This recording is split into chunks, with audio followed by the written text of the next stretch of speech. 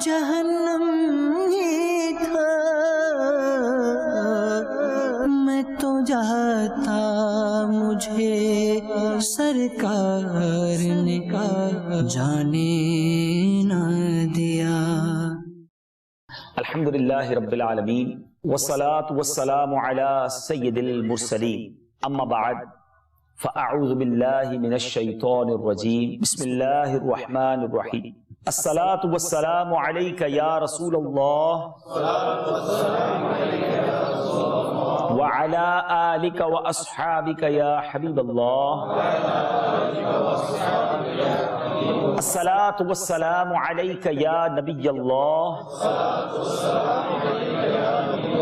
وعلی آلک واصحابک یا نور اللہ۔ درود پاک پڑھنے کے بے شمار فضائل و برکات ہیں۔ آج بات کرتے ہیں کہ درود پاک کب کب اور کیسے کیسے کہاں کہاں اور کس کس کو کام آیا۔ چلتے ہیں کچھ تاریخ کے پرانے اوراق کی طرف۔ جب یہ کائنات بنی، سب سے پہلے حضرت آدم علیہ السلام جب زمین پر تشریف لائے، حضرت آدم علیہ السلام جب زمین پر تشریف لائے اور انہوں نے آسمان کی طرف، عرش کی طرف جب نگاہ اٹھائی، علامہ نبہانی فرماتے ہیں کہ انہوں نے عرش پر رب عز و جل کے نام کے ساتھ جناب محمد الرسول اللہ صلی اللہ علیہ وسلم کا نام نامی بھی لکھا ہوا دیکھا۔ اللہ سے عرض کی، میرے مولا، کیا تیرے نزدیک مجھ سے زیادہ بھی کوئی عظمت والا ہے؟ مجھ سے زیادہ بھی تیرے نزدیک کوئی ہے؟ اللہ نے فرمایا، ہاں اے آدم، ہوں گے تیری اولاد میں، مگر میرے آخری نبی جناب محمد الرسول اللہ صلی اللہ علیہ وسلم کا رتبہ میرے نزدیک تجھ سے بھی اعلیٰ ہے۔ حضرت آدم علیہ السلام، اب اللہ تبارک و تعالیٰ کی مشیت دیکھیں، اللہ کا قدرت کا نظام دیکھیں، اس کائنات کو چلانا تھا نا، تو اب ایک جوڑا بنانا تھا۔ تو حضرت آدم علیہ السلام کی ہی پسلی سے بی بی حوا رضی اللہ تعالی عنہا کو پیدا کیا گیا۔ حضرت آدم علیہ السلام نے اپنے علاوہ پہلی مخلوق حضرت حوا کو دیکھا۔ اللہ نے ان کے دل میں خواہش بھی ڈال دی۔ اللہ تبارک و تعالیٰ سے انہوں نے عرض کی، مولا یہ کون ہے؟ فرمایا یہ حوا ہے۔ اللہ سے عرض کی، مولا میرا اور اس کا جوڑا بنا دے۔ ٹھیک ہے، اب یہاں تھوڑا سا میں بریک لیتا ہوں۔ علماء نے بڑی خوبصورت ڈیبیٹ کی ہے۔ ویسے تو اللہ تبارک و تعالیٰ نے نسل انسانی مرد و عورت کے ذریعے چلائی، مگر ہو سکتا ہے کبھی کسی مرد کے ذہن میں یہ خیال آ جائے کہ اگر ہم نہ ہوتے دنیا میں تو اللہ کی قدرت کا یہ نظام کیسے چلتا اور یہ کیسے نسل انسانی چلتی۔ یہ مرد ہے جس کی وجہ سے اللہ کا جو زمین پر پلان ہے وہ کمپلیٹ ہو رہا ہے اور انسان بڑھتے جا رہے ہیں۔ کوئی عورت یہ خیال کرتی کہ ہم نہ ہوتے، عورتیں ہی نہ ہوتی تو ماں کون بنتا اور کیسے بچے جنے جاتے اور کیسے اللہ تبارک و تعالیٰ اس کائنات کو بساتا، کسی کے ذہن میں خیال آ سکتا ہے۔ سبحان اللہ، اللہ تبارک و تعالیٰ نے حضرت آدم کو بن ماں باپ کے پیدا کر کے بتا دیا کہ تم دونوں کی ضرورت نہیں ہے۔ کسی عورت کے دل میں خیال نہ آئے تو حضرت آدم کی پسلی سے بی بی حوا کو پیدا کر کے بتا دیا کہ رب چاہے تو بن ماں کے بھی پیدا کر سکتا ہے۔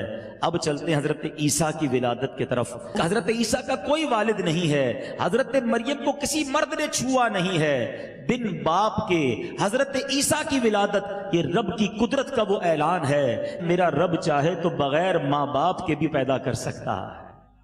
تو بی بی حوا کو پیدا کیا۔ اب اللہ سے عرض کی، مولا میرا جوڑا بنا دے۔ ارشاد ہوا، اس کا مہر ادا کرو۔ یعنی زمین پر پہلی شادی بھی وہی تھی، تو نہ شادی پہلے ہوئی تھی نہ مہر دیا گیا تھا۔ Every thing is new for حضرت آدم علیہ السلام۔ عرض کی، مولا اس کا مہر کیا ہے؟ ارشاد ہوا کہ جس نبی کا نام، جس میرے پیارے کا نام تو نے میرے نام کے ساتھ عرش پر لکھا ہوا دیکھا، اے آدم اس محمد الرسول اللہ صلی اللہ تعالی علیہ وسلم پر 10 بار درود بھیجو۔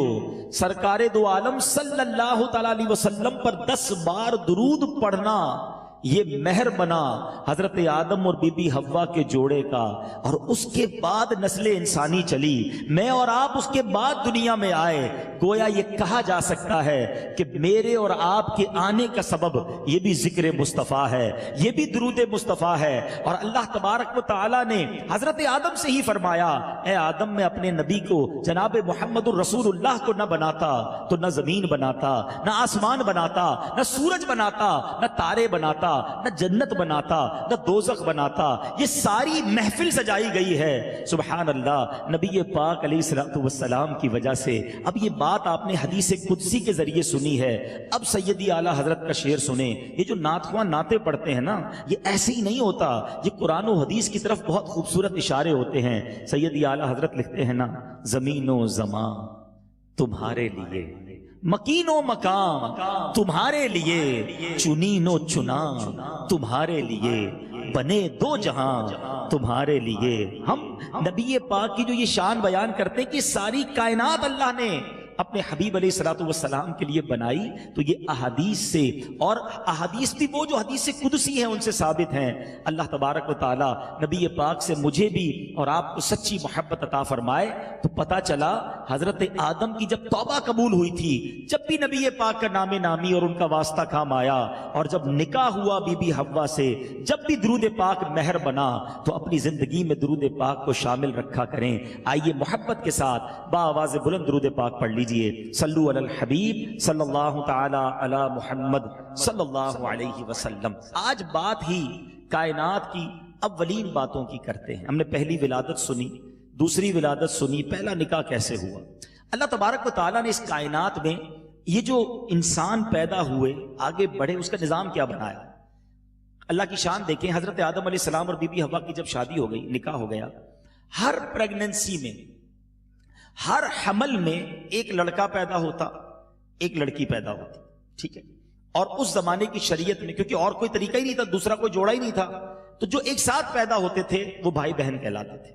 اور اگلے حمل میں ایک لڑکا اور ایک لڑکی پیدا ہوتے تھے، اب ان کی کراس میچنگ کے ساتھ شادی ہو سکتی تھی۔ وہ ایک ساتھ پیدا ہونے والے آپس میں شادی نہیں کر سکتے تھے، مگر بعد میں پیدا ہونے والے آپس میں شادی ہوتی تاکہ نسل انسانی جو ہے وہ آگے بڑھے۔ اب معاملہ یہ ہوا، حضرت آدم کا ایک بیٹا جس کا نام قابیل، اور اسی کے ساتھ جو بیٹی پیدا ہوئی اس کا نام تھا اکلیمہ۔ ایک بیٹا حابیل، اور اس کے ساتھ جو بیٹی پیدا ہوئی اس کا نام تھا لیوزا۔ اب اصول اس زمانے کی شریعت کا یہ تھا کہ قابیل کی بہن بن گئی اکلیمہ اور حابیل کی بہن بن گئی لیوزا۔ قانون یہ کہتا تھا کہ وہ دونوں آپس میں شادی نہیں کر سکتے، مگر قابیل نے حضرت آدم سے کہا کہ میں نے شادی کرنی ہے اکلیمہ سے، تو بہت خوبصورت تھی۔ آپ نے فرمایا وہ تیری بہن ہے، تیرے ساتھ پیدا ہوئی ہے، اس کا تیرے ساتھ نکاح نہیں ہو سکتا۔ کدی یہ تو آپ نے اپنا اصول بنایا، میں نے تو شادی اسی سے کرنی ہے۔ آپ نے بڑا سمجھایا کہ نہیں، قابیل تمہاری شادی اکلیمہ سے نہیں، حابیل کی ہو سکتی ہے۔ جب بہت ضد کی تو حضرت آدم علیہ السلام نے فرمایا کہ ایسا کرو، دونوں بھائی اپنی اپنی قربانیاں لے کر آؤ۔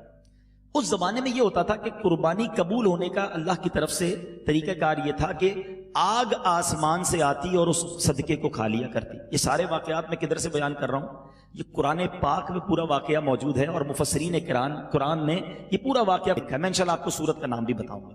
بہرحال اب کیا ہوا، دونوں قربانی لے کر آئے۔ قابیل جو ہے وہ گیہوں کے چند دانے لایا اور حابیل بکری لایا۔ آسمان سے آگ نازل ہوئی اور حابیل کی قربانی کو قبول کر لیا گیا۔ حضرت آدم نے کہا میں پہلے ہی کہتا تھا تم غلط کہہ رہے ہو، اور دیکھو اللہ کی طرف سے بھی یہی فیصلہ آ گیا، تمہاری شادی اکلیمہ سے نہیں ہو سکتی۔ اب زمین پر جو پہلا گناہ ہوا وہ حسد ہوا۔ اکلیمہ کے چکر میں، عورت کے چکر میں اپنے بھائی سے قابیل کو حسد ہو گیا کہ نہیں، شادی تو میں نے اس سے کرنی ہے، میرا بھائی کیسے لے جائے اس کو، دو سگے بھائی ہیں۔ حسد ہوا، اور اب اس نے پلان کیا، شیطان نے اس کے دل میں یہ ڈالا جب تک یہ زندہ ہے تیری شادی تو نہیں ہونی۔ اب قابیل نے حابیل کو قتل کر دیا۔ زمین پر سب سے بڑا پہلا گناہ حسد، اور رائٹ آفٹر قتل ہو گیا۔ سب سے بڑا گناہ، یہ سب سے پہلا قتل بھی قابیل نے کر دیا۔ 7 دن تک زمین پر زلزلہ رہا، قابیل کے چہرے کا نور چھن گیا۔ حضرت آدم بہت غمزدہ ہوئے، 100 سال تک آپ کے چہرے پر مسکراہٹ نہ آئی۔ آپ نے کابیل کو اپنے گھر سے نکال دیا. کابیل اپنے بھائی کی لاش کو اٹھا کر زمین پر گھومتا تھا. 7 دن تک وہ لاش اٹھا کر گھومتا رہا. اس کو یہ پتہ ہی نہیں تھا کہ مرنے کے بعد لاش کا کرتے کیا ہے. تو پہلی موت تھی, فرسٹ ڈیتھ تھی, اب اس لاش کا کرنا کیا ہے. اللہ تبارک و تعالیٰ نے اب ایک ڈیمانسٹریشن کروایا. 2 کوے آئے, انہوں نے آپس میں لڑائی کی. ایک کوے نے دوسرے کو مار دیا اور اب اس نے زمین کھود کر اس کوے کو دبا دیا. اور اب پتا چلا کہ مرنے کے بعد بری کیا جاتا ہے, دفن کیا جاتا ہے. اب کابیل نے اپنے بھائی کو دفن کیا. ایک اور علاقے میں چلا گیا اکلیما کو لے کر, اسی لڑکی کو لے کر گیا. لیکن اب شیطان نے پیچھا نہ چھوڑا. پہلے حسد کروایا, پھر قتل کروایا, اور اب شیطان کہتا ہے مسئلہ یہ ہے کہ تو خدا کی پوجا کرتا تھا, تیرا بھائی حابیل آگ کی پوجا کرتا تھا, تبھی تو آگ نے اس کا صدقہ قبول کر لیا. تم بھی آگ کی پوجا کرو, کامیاب ہو جاؤ گے. نبی کا بیٹا ہونے کے باوجود اللہ کی پرستش چھوڑ کر, اللہ کی عبادت چھوڑ کر وہ آگ کی پرستش کرنے لگا اور آخرکار بے ایمان موت مر گیا. میرے پیارے اسلامی بھائیوں, یہ واقعہ میں نے قرآنی واقعہ کیوں سنایا, مختصر واقعہ ہے, فرسٹ مرڈر آن دا ارتھ, مگر کتنی ساری باتیں ہمارے لیے اس میں موجود ہیں کہ زمین پر سب سے پہلا گناہ ایک عورت کی وجہ سے ہوا. عورت کا فتنہ ہم سب کو اس سے بچنا ہے. اللہ تبارک و تعالیٰ مجھے اور آپ کو نفس و شیطان کے واروں سے بچائے. اپنی نگاہوں کی حفاظت کرنی ہے. جو شریعت نے جائز راستے بتائے بس وہیں تک محدود رہیں. پہلے جناب یہ فرینڈ شپ اور یہ جو چکر چلتے ہیں آخر کار وہ تباہی اور بربادی کی طرف لے جاتے ہیں. دوسری بات جو سیکھنے کو ملی کہ پھر حسد ایسی چیز ہے کہ جو بھائی کو بھائی کے قتل پر بھی ابھار دیتا ہے. اور حدیث پاک پہلے میں آپ کو سناتا ہوں. اللہ کے حبیب صلی اللہ تعالی علیہ وسلم فرماتے ہیں کہ کائنات میں صبح قیامت تک, حدیث پاک کا مضمون ہے, جب تک خون ناحق ہوگا, جب تک قتل ہوتے رہیں گے, ان سب کا گناہ کابیل کو ملے گا, کیونکہ زمین پر قتل کی ابتدا اس نے کی ہے. اس حدیث سے سیکھنے کو کیا ملا کہ گناہ جاریہ جو ہوتے ہیں نا, انوینشن جو کرتے ہیں لوگ غلط کاموں کی, وہ دنیا سے چلے جائیں ان کو وہ گناہ ملتا رہتا ہے. آج بڑا عجیب دور ہے. ہمارے بزرگان دین ہمیں سکھا کر گئے, بتا کر گئے کہ ایسے کام کرنا جو صدقہ جاریہ ہوں. زندگی میں ایسی نیکیاں کر جانا کہ تم مر جاؤ, لوگ نیکی کرتے رہیں, تمہیں ثواب ملتا رہے. مگر یہاں آج کل تو مزاج ہی الگ ہے. لوگ خود غلط کام کرتے. دیکھیں, انسان سے اپنی غلطی ہو جائے توبہ کرنی چاہیے, چھپانا چاہیے. مگر اب تو یہ واٹس ایپ, فیس بک, شیئرنگ, میں نے فلاں غلط کام کیا تم بھی کر لو, فلاں فلم دیکھ کر آیا, فلاں کانسرٹ میں ہو کر آیا, فلاں جناب بے حیائی کر کے آیا, اب تمہاری باری تم بھی جاؤ تاکہ سارے گناہ مجھے مل جائیں. یہ حدیث ڈرا دینے کے لیے کافی ہے. قتل ایک کیا تھا اس نے, مگر صبح قیامت تک کائنات میں جتنے خون ناحق ہوں گے, میرے آقا فرماتے ہیں صلی اللہ تعالی علیہ وسلم, اس کا گناہ کابیل کو ملے گا. یہ ہم سب کے لیے سبق ہے. آج ہم اپنے گناہ سے معافی مانگ لے بڑی بات ہے, دوسروں کے گناہ کیوں پلے لیتے ہیں. لوگ اپنے دوستوں کو بھائی مجھے بتائیں, نشہ کرنے والا نشہ کیسے کرتا ہے؟ کوئی دوست ہی لگاتا ہے نا, ماں باپ تھوڑی لا کے دیتے ہیں بیٹا چلو آج یہ نشہ کر لو. شرابی دوستوں میں بیٹھنا شروع ہوا اور کسی دوست نے کہا تھوڑی سی پی لو, یہ سگریٹ تھوڑا سا پی لو, یہ نشہ تھوڑا سا کر لو. آخر کار کسی دوست نے ہی غلط لائن پہ لگایا. جواری کیسے بنتا ہے آدمی؟ گھر سے نہیں سیکھتا یہ چیزیں. سوچے وہ لوگ جو خود غلط کام کر کر دوسروں کو بھی غلط کام پر لگاتے ہیں, خود حرام کام کر کے دوسروں کو بھی حرام کا طریقہ بتاتے. مرنا نہیں ہے, ہم چلے جائیں گے دنیا سے. کہیں ایسا نہ ہو کہ یہ نسل در نسل گناہ چلتا رہے اور سب عذاب آپ کو قبر میں ملتا رہے. ارے زندگی میں ایسے کام کر جاؤ کہ میں رہوں نہ رہوں, روز مجھے قبر میں ثواب کا تحفہ ملتا رہے. اللہ کرے کسی کو نمازی بنا جاؤں. کسی کو بتانا ہے تو نماز کا طریقہ بتاؤ نا, درود پاک کی فضیلت بتاؤ, قرآن کا سلیقہ بتاؤ, ماں باپ کا ادب سکھاؤ. کوئی ایسا کام کرے زندگی میں. اللہ نے مال دیا ہے تو اپنے مال سے کوئی ایسا کام کر جائیں, کوئی مسجد, کوئی مدرسہ, کوئی کنواں, کوئی درخت. صدقہ جاریہ کے بڑے طریقے ہیں. ایسے کام کر جائیں کہ میں رہوں نہ رہوں. لوگ ماشاءاللہ یتیم خانے اور نہ جانے کتنے اچھے کام کرتے ہیں. تو یہ وہ تھنکنگ ہے. مرنا مجھے اور آپ کو سب کو ہے. ایسی زندگی گزارو کہ قبر میں جا کر کہیں کسی کی وجہ سے پنشمنٹ نہ ملے. یہ کابیل کا یہ جو واقعہ ہے یہ ہم سب کے لیے سبق ہے. اور اب آتے ہیں دوسرے پوائنٹ کی طرف کہ حسد یہ کتنی خطرناک چیز ہے. حسد اتنی بڑی بیماری ہے. 2 حدیثیں سناتا ہوں. اللہ کے حبیب صلی اللہ تعالی علیہ وسلم فرماتے ہیں حسد نیکیوں کو اس طرح کھا جاتا ہے جیسے آگ لکڑی کو کھا جاتی ہے. سردیوں کے دن ہے, کبھی آپ نے بھی بون فائر کیا ہوگا, لکڑیاں جمع کر کے آگ لگائیں, کیا ہوتا ہے تھوڑی دیر بعد لکڑیاں ختم, چورا چورا خاک ود ان فیو منٹس. بڑی مشکل سے روزے رکھے, نمازیں پڑھی, ویسے ہی مشکل آج کے دور میں نیکیاں کرنا, صدقے دیے, روزے رکھے, اور یہ ساری نیکیاں جمع کر کے حسد کر کے آگ لگا دے. یہ کر رہے ہوتے ہیں. حدیث پاک ایک اور سنو, نبی پاک علیہ الصلوۃ والسلام فرماتے ہیں حسد ایمان کو اس طرح برباد کرتا ہے جیسے سرکہ شہد کو برباد کرتا ہے. کبھی سرکہ ڈالے شہد میں, نہ سرکہ بچے گا نہ شہد بچے گا, ختم. آج حسد کس کے دل میں نہیں ہے؟ آج بھائی کو بھائی سے حسد ہے, دوست کو دوست سے حسد ہے. سوچیے, آج بہن کو بہن سے. اچھا آپ کہیں گے حسد نہیں ہے, ہم کیا کرتے ہیں حسد بھائی؟ چلے میں تھوڑی سی ایگزامپلز دے دیتا ہوں, چیک ہو جائے گا. پہلے تو یہ سمجھیے کہ حسد کہتے کس کو ہے. What is the definition of jealousy? حسد اس بات کو کہتے ہیں کہ کسی کو کوئی نعمت ملے اور بندہ یہ تمنا کرے کہ یہ اس سے چھن کر مجھے مل جائے. اچھا چھن کر نہ ملے تو کم از کم اس کی تو برباد ہوتا ہے. یہ حرام, جہنم میں لے جانے والا کام. ایک حسد کی جائز صورت بھی ہے. وہ کیا ہے کہ کسی کو کوئی نعمت ملے اور آپ کہیں یا اللہ اس کو دیا ہے مجھے بھی دے دے. It's okay. رشک کہتے ہیں اس کو, عربی میں غبطہ کہتے ہیں. یہ جائز ہے. آپ اللہ سے دعا کریں یا اللہ اس کو دولت دی مجھے بھی دے دے, اس کو شہرت دی مالک مجھے بھی دے دے, اس کو خوبصورت بنایا مجھے بھی بنا دے. اس کا کوئی حرج نہیں ہے. اس کو دولت کیوں ملی, یہ کیسے مشہور ہو گیا جناب, ہے یہ اتنا خوبصورت کیسے ہو گیا, اس کو تو جانتا کوئی نہیں تھا, ساری دنیا میں پاپولر, یہ کیوں ہو گیا؟ یہ کیوں والا جو لفظ ہے نا, یہ آرگیومنٹ, ذرا سمجھیے گا میری بات کو, یہ چھوٹا آرگیومنٹ نہیں ہے. آپ کو پتا ہے حسد کرنے والا بیسیکلی آرگیومنٹ کس پہ کرتا ہے؟ ذرا میری ایک بات پہ سب مل کے جواب دیں گے. دولت دینے والا کون ہے؟ سب مل کے کہیں گے, اللہ کا ذکر بھی ہو جائے گا. دولت دینے والا کون ہے؟ اولاد دینے والا کون ہے؟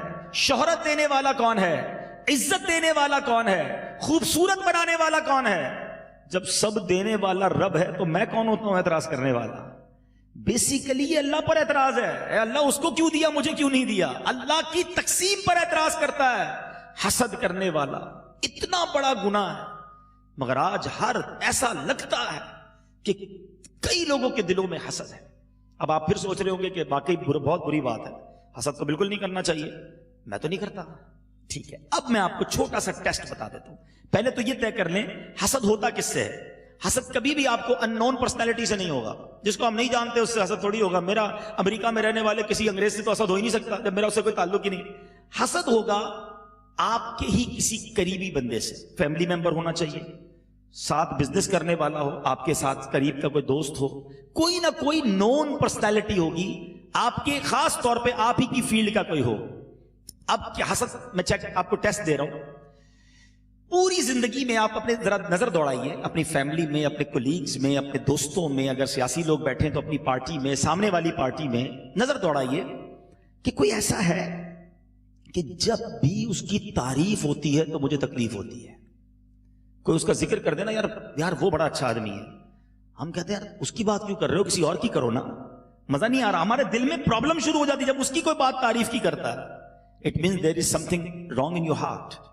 سیکنڈ تھنگ, ایک اور ٹیسٹ, کوئی ایسا ہے آپ کی زندگی میں کہ جب اس کو تکلیف پہنچے, اس کو نقصان ہو جائے, آپ کو مزہ آنے لگتا ہے. اچھا وہ برباد ہو گیا, اس کا لاس ہو گیا, اس کی فیکٹری میں آگ لگ گئی. اچھا سامنے تو کہیں گے او ہو بہت برا ہوا, دل میں لڈو پھوٹ رہے ہوں گے, میں تو چاہتا ہی تھا برباد ہو جائے, میں تو چاہتا ہی تھا اس کا کوئی اسکینڈل نکلا. استغفر اللہ, کتنا برا ہے اس کا دل جو مسلمان کی تکلیف پہ خوش ہو رہا ہے. کہ حضرت نیند نہیں آتی, پرسکون نہیں ہے, ہم ٹینشن بہت ہے, سوچتا بہت ہوں.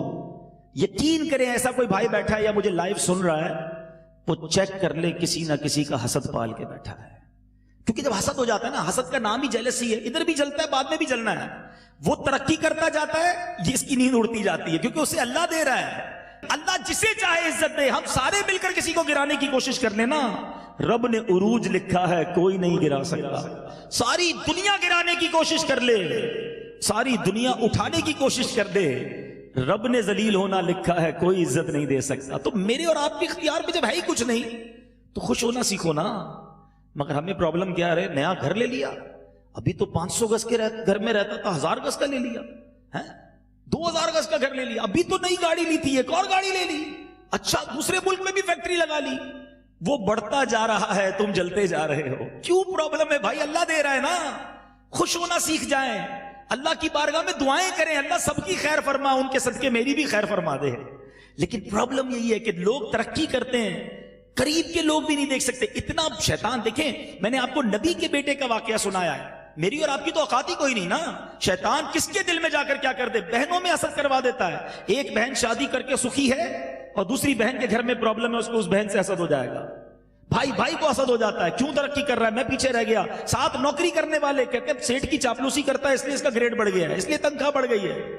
अरे अल्लाह उसे नवाज रहा है। यहां तो इतना बुरा हाल है कि कोई हज पर चला जाए, उम्रे पर 2 बार चला जाए, जमाने के पैसे देने हैं, देखो भाई उम्रे कर रहा है, हज कर रहा है। अरे वो जाने, उसका रब जाने, आप कौन होते प्रॉब्लम क्रिएट करने वाले, टेंशन लेने वाले। और इसमें नुकसान हमारा ही है। क्या फरमाया आका ने, नेकियां आग लकड़ी जिस तरह खाती है उस तरह नेकियां खत्म, उसका थोड़ी कुछ बिगड़ा। हसद हमने किया और हमारी नेकियां बर्बाद हो रही हैं, सुकून हमारा बर्बाद हो रहा है। तो प्लीज ये कुरानी वाकया, जमीन पर पहला गुनाह हसद हुआ था। और अगर आगे चले आलम में बरज़ख में, जब हजरत आदम को फरिश्तों ने सजदा किया, क्यों नहीं किया इब्लीस ने सजदा? वहां भी हसद था, वहां तकब्बुर था। ये वो बीमारियां हैं जो अज़ल से आ रही हैं, मगर लोग नहीं समझते। आज न जाने क्यों ये प्रॉब्लम हो गई है कि जरा सी किसी की तरक्की का सुने, हमें कोई घर पे बुलाए दावत के लिए, जरूर जाएंगे, अच्छा खाना भी खाएंगे, उसकी तारीफ भी करेंगे, माशाल्लाह बहुत अच्छा घर बनाया, क्या शानदार फर्नीचर है। बाहर निकल के बोलेंगे 2 नंबर के पैसों से बनाया है। घर उसने बनाया, टेंशन तुम्हें शुरू हो गई। ना करें ऐसा। सबकी खुशी में खुश रहना सीखो, सबकी तरक्की में खुश होना सीखो। बड़ा खूबसूरत जुमला बुजुर्गों से सुनते आ रहे हैं, सबका भला सबकी खैर, सबके भले में अपनी खैर। सबका भला हो जाएगा, हमारा भी भला हो जाएगा। हम क्यों चाहते हैं किसी का बुरा हो? तो जिंदगी में अपने दिल से हसद निकाल दो। और इसका मैं इलाज भी बता देता हूं। खुदा ना खास्ता मेरे किसी भाई को मेरी बातों से फील हो रहा है, देखें डायग्नोस करना पड़ेगा। ये भी बड़ा प्रॉब्लम है आजकल। लोग कहते हैं टेस्ट नहीं करवाओ भाई, टेस्ट करवाएंगे तो शुगर निकल आएगी, ब्लड प्रेशर निकल आएगा, बगैर टेस्ट की चलने दो, फिर बगैर टेस्ट की चले जाते हैं। ऐसा नहीं करना चाहिए, टेस्ट करवाओगे तो इलाज करवाओगे ना। तो आज मैंने आपको समझ ले लेबोरेटरी टेस्ट बता दिया है कि चेक कर लें हसद है कि नहीं। और अगर किसी को फील हो रहा है तो अंडर द कारपेट ना करें इसको, ये ईमान बर्बाद करने वाली बीमारी है। आप डायग्नोस करें, अच्छी तरीके से सोचें कि हाँ यार फलां बंदे की जब भी तारीफ होती है ना मुझे प्रॉब्लम होती है। एक बंदा है उसको जब तरक्की मिलती है मुझे तकलीफ होती है, मैं चाहता हूं वो बर्बाद हो जाए। अगर ऐसा कोई है पहले डायग्नोस कर लें, और अगर हो गया ना अब मैं आपको इलाज बता देता हूं। अल्लाह करीम है, इलाज हो जाएगा। 2-3 चीजें हैं। पहली चीज, हर गुनाह से बचने के लिए बेहतरीन तरीका है, वो है दुआ। अद्दुआ मुख्खुल इबादा, हदीस पाक है दुआ इबादत का मग़ज़ है। अल्लाह से दुआ करें, या अल्लाह मेरे दिल को हसद से पाक कर दे, मेरे मालिक मेरे दिल को तकब्बुर से पाक कर दे। वो करीम है, दिल भी उसने बनाया, मुझे भी उसने बनाया, उसकी निगाह रहमत होनी है, मेरा दिल पाक हो जाएगा। पहला इलाज तो दुआ है।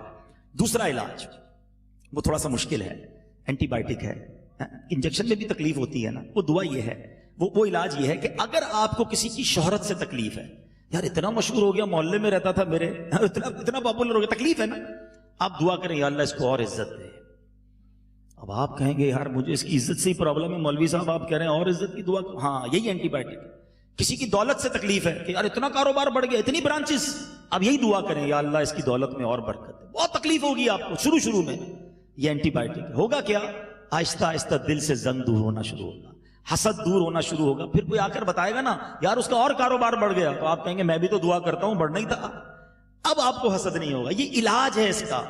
तीसरा इलाज ये है, हदीस पाक है तहादू तहाबू, तोहफा दो मोहब्बत बढ़ेगी। जिससे हसद है अच्छा सा गिफ्ट लेकर जाएं उसके पास। बताना नहीं कि भाई तुझसे हसद हो गया था इसलिए तोहफा लाया हूं, झगड़ा हो जाएगा, ऐसा नहीं। ये तो बताना उस बीमार मैं हूं वो थोड़ी है, इलाज मुझे करना है। जाएं उससे मिले, मोहब्बत से मुस्कुरा कर मिले, अच्छा सा तोहफा दें, आपके दिल से इंशाल्लाह ये नफरत जो है, ये हसद जो है दूर हो जाएगा। बिलीव करें, जिस दिन ये हसद से पाक दिल मिल गया ना, आप इतनी सुकून की नींद सोएंगे।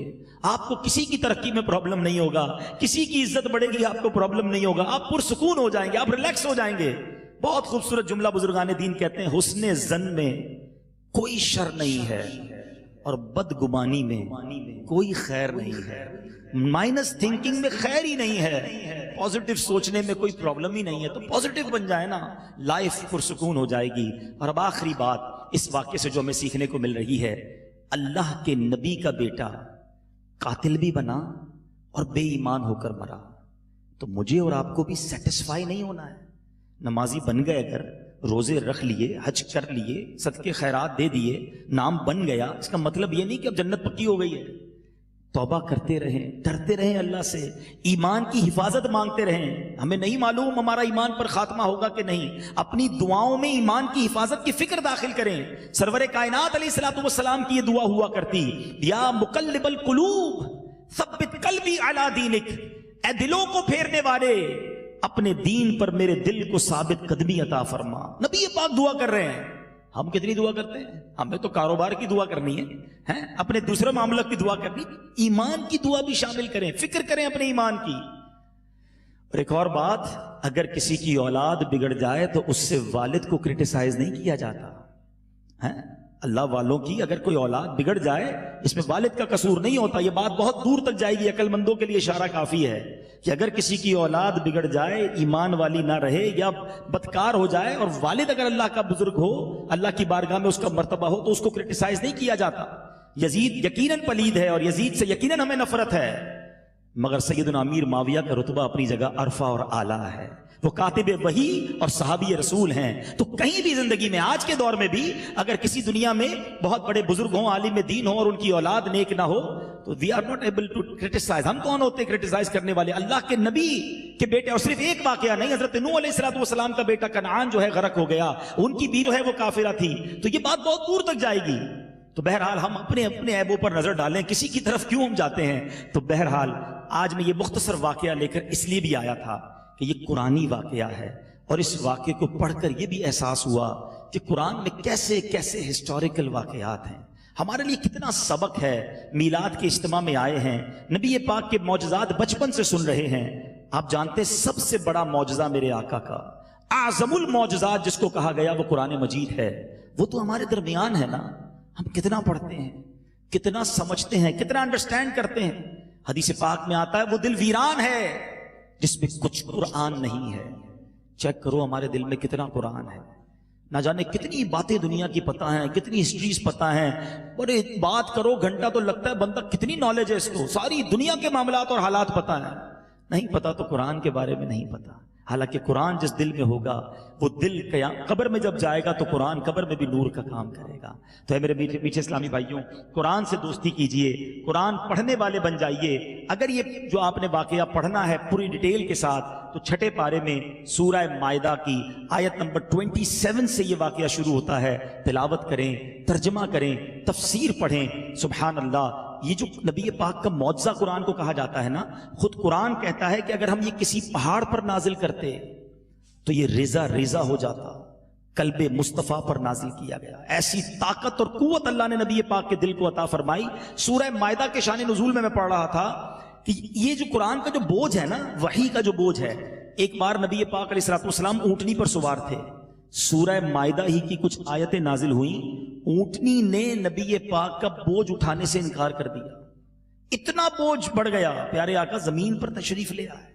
قلب مصطفیٰ کو اللہ نے یہ طاقت دی، یہ معجزہ ہے نبی پاک علیہ الصلوۃ والسلام کا۔